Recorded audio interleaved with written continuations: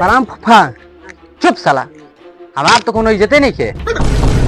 नुआव से पैदल आ गए चल के, कोई लेने भी नहीं आया। साला गाड़ी नहीं खे तो एगो साइकिलियो लेके आई रहता सो। हम जा तनी रास्ता था जा फूफा जी। फूफा जी अब जा रहे हैं, हमारी शादी में रोएगा कौन? हम रोवे नहीं करेंगे तो रोएगा कौन? ठीक है, जा रहे हैं तो जाइए, मैं अपनी शादी में खुद ही रो लूंगी। 1 मिनट सोच रहे हैं, जब आ गए हैं तो पुड़िया उड़िया खाइए कि जाते हैं।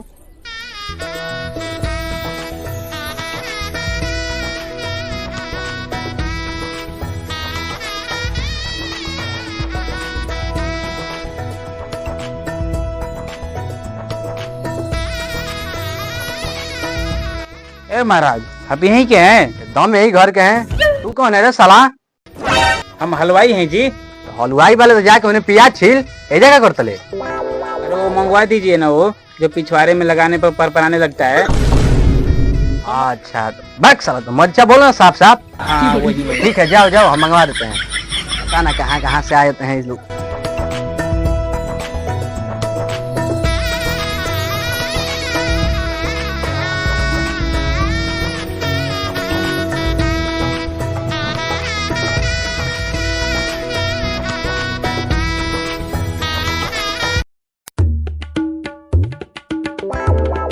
फूफा घर से ठा तेल पर घर जाए ठीक बा।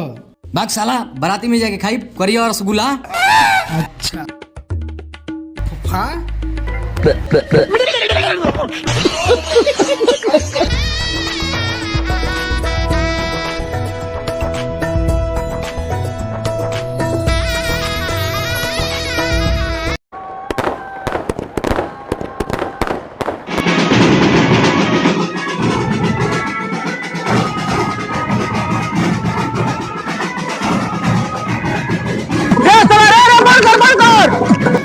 का बोले? भैयो दुल्हा के ला, जो दुल्हा के ला। रुक भैयो, अभी नागिन तुम बजा।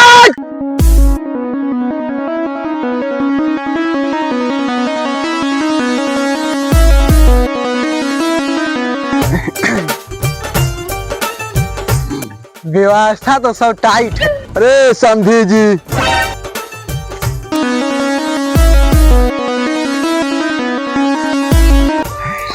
प्रणाम प्रणाम प्रणाम प्रणाम।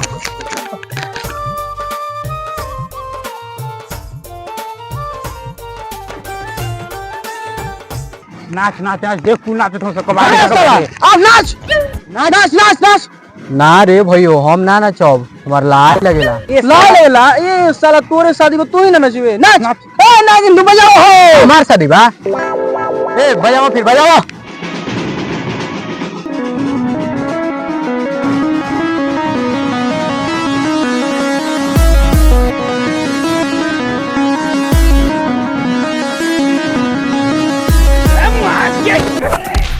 तेरी बहन का।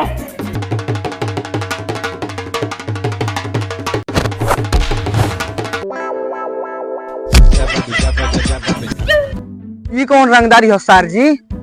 रस से डरा गाँव, रस से रंगदारी होता जीजा जी। अच्छा सर, आओ चौथारी पर, ओकरा बाद हम चौस चड्डी फार रंगदारी ना करी तो हमरो नाम चुन्नी लाल नहीं।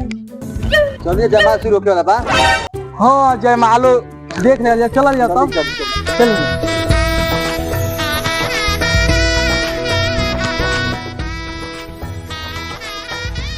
देख देख देख, दुल्हन आ गई देख। और लेकिन कुछ को बहुत अच्छा है क्वालिटी ना। देख रहे हैं सर जी, रेड वाली कितना कंटाप लग रही है। हमार वाले हिया।